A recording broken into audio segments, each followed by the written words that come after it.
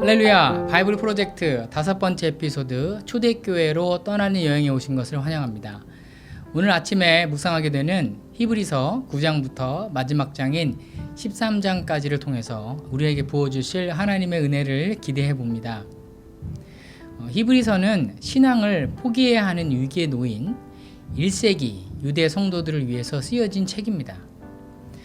당시에 히브리서를 편지를 받는 성도들은 물리적인 공격과 또 약탈 등의 위협 속에서 신앙생활을 해야 했습니다.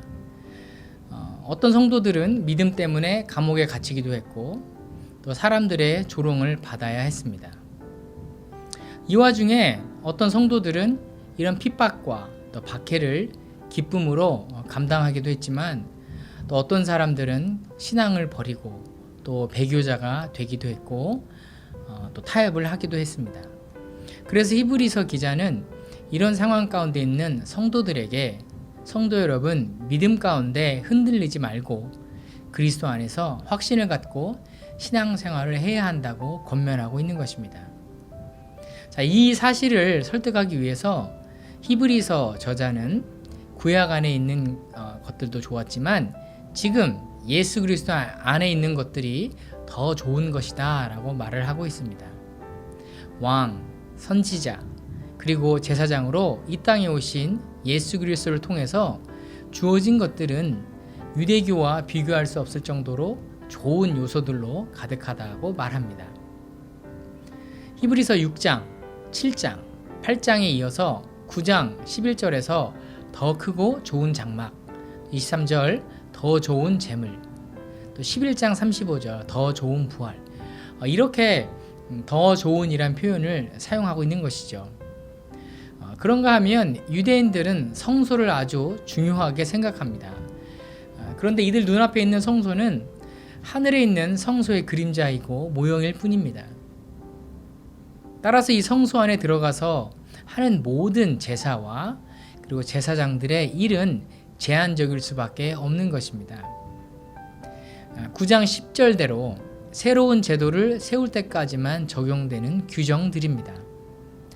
그러나 그리스도께서는 좋은 일의 대제사장으로 오셔서 사람의 손으로 만들지 않은 성막, 곧 이 세상의 창조물에 속하지 않은 더 크고 완전한 성막에 들어가셨고 본인이 직접 희생제물이 되셔서 자기 피를 가지고 단 한 번 지성소에 들어가셔서 단번에 우리의 영원한 구원을 획득하셨습니다. 그러므로 십자가에서 인류의 죄를 위해 죽으신 그 죽음은 이제 더 이상의 잔인한 동물 제사를 하지 않아도 되기 때문에 더 좋은 제사이고 이것을 단번에 끝내셨으니 날마다 해야 하는 불완전한 제사보다 훨씬 더 좋은 것입니다. 이것보다 더 좋은 것은요, 10장 2절에 믿는 사람들이 단번에 정결해진 것입니다. 더 이상 우리의 죄 때문에 노심초사하면서 계속해서 제사를 드리지 않아도 되니 더 좋지 않습니까? 이보다 더 좋을 수는 없는 것입니다. 그러므로 이제 분명히 이 사실을 잘 기억하고 흔들리지 말아야 합니다 라고 가르치고 있는 것입니다. 그렇다면 이렇게 더 좋은 것을 알게 된 성도들은 어떻게 살아야 합니까? 그렇죠. 다시 옛것으로 돌아가면 안 됩니다. 요즘은 레트로가 열풍이죠. 여자 청년들을 보면 예전에 유행하던 그 배바지, 청바지를 입고 있더라고요. 또 사람들은 또 시계나 차, 심지어 음식이나 밥그릇을 새로 복원하거나 없으면 새로 똑같이 만들어서 사용하기도 합니다.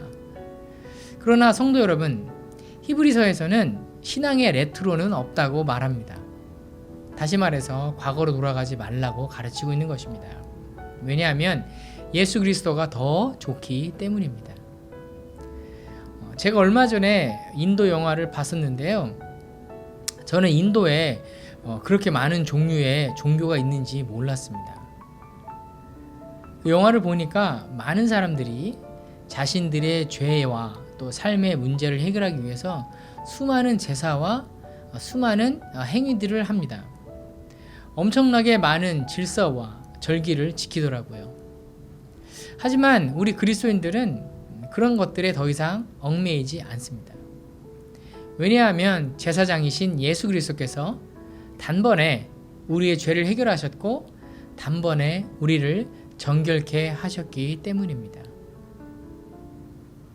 10장 17절로 20절에 이 사실을 이렇게 확실하게 히브리서 저자는 못 박고 있습니다.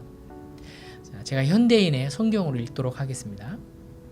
그리고서 성령님은 그들의 죄와 악한 행동을 내가 다시는 기억하지 않을 것이다. 그러므로 다시는 죄를 위한 제사가 필요 없게 되었습니다.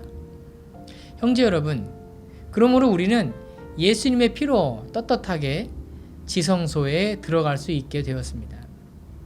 그분은 우리를 위해 자신의 몸인 휘장을 찢어서 새로운 생명의 길을 열어 놓으셨습니다. 아멘. 성도 여러분, 이 사실을 자랑하시기 바랍니다. 자, 그렇다면 이제 우리에게 필요한 것이 무엇입니까? 그것은 오직 이 대제사장 되신 예수 그리스도를 믿는 믿음입니다. 자, 이 믿음을 지키려면 서로 격려해야 하고 또 그리스도인들은 모이기에 힘써야 합니다. 그와 더불어서 배교하지 말고 배신하지 말고 타종교로 개종하지 말고 인내하면서 확신을 잃어버리지 않아야 합니다. 자, 11장에서는 저자는 역사 속에서 인내한 사람들을 나열하면서 그들의 믿음의 발자취들로 성도들을 안내합니다. 자, 믿음이라고 똑같은 것일 수는 없습니다. 역사하는 믿음이 있는가 하면 그렇지 못한 믿음도 있기 때문입니다. 참 믿음은 고난 중에서 더욱 빛이 나게 마련입니다. 성경에서 우리가 만나게 되는 믿음의 위인들은 우리 자신들의 신앙을 확인하게 할 뿐만 아니라 우리의 삶의 현장에 끊임없이 도전하고 있습니다. 주를 믿는 믿음의 사람들은 극한 상황 가운데 처하게 되더라도 절망하지 않습니다. 도리어 믿음으로 모든 것을 이기고 증거하는 삶을 살아갑니다. 인내한 분들 중에 최고는 십자가상에서 인내하신 예수 그리스도입니다. 성도들은 예수 그리스도를 바라보고 믿음의 경주를 경주해야 되는 것입니다. 목표까지 좌고우면하지 말고 달려가야 하는 것입니다. 12장 2절입니다. 우리 믿음의 근원이시며 우리 믿음을 완전케 하시는 예수님을 바라봅시다. 아멘. 자, 13장은 이제 끝으로 믿음도 중요하지만 신앙의 실천적인 열매들도 중요합니다 라고 이야기하면서 사회생활, 또 개인생활, 또 신앙생활에 대해서 어떻게 열매를 맺는 삶을 살 것인지에 대해서 또 권면하고 있습니다. 자, 성도 여러분, 오늘 9장부터 13장까지의 전체 제목은 예수 그리스도라고 정했는데요. 대제사장 되신 예수 그리스도는 이 세상의 어떤 것보다도 좋은 것입니다. 혹시 이 영상을 보시는 분들 중에 믿음의 시험 가운데 있거나 또 삶의 문제들 때문에 고통당하는 성도들이 계십니까? 오늘 이 아침에 예수를 깊이 생각하시면서 그 세상의 어떤 것보다도 더 좋은 그 예수 그리스도를 깊이 묵상하시면서 히브리서를 다시 천천히 읽어보신다면 성령께서 더 큰 힘과 더 믿음의 확신으로 우리를 이끌어 가실 것이라고 믿습니다. 자, 이제 대강절이 시작되죠. 예수를 깊이 묵상하시면서 예수 그리스도의 태어나심을 기대하시며 또 보내시는 또 12월 한 달이 되시기를 예수님의 이름으로 축원을 드립니다. 자, 오늘까지 또 히브리서 여행을 마치겠습니다. 함께 여행해 주신 성도 여러분 감사합니다.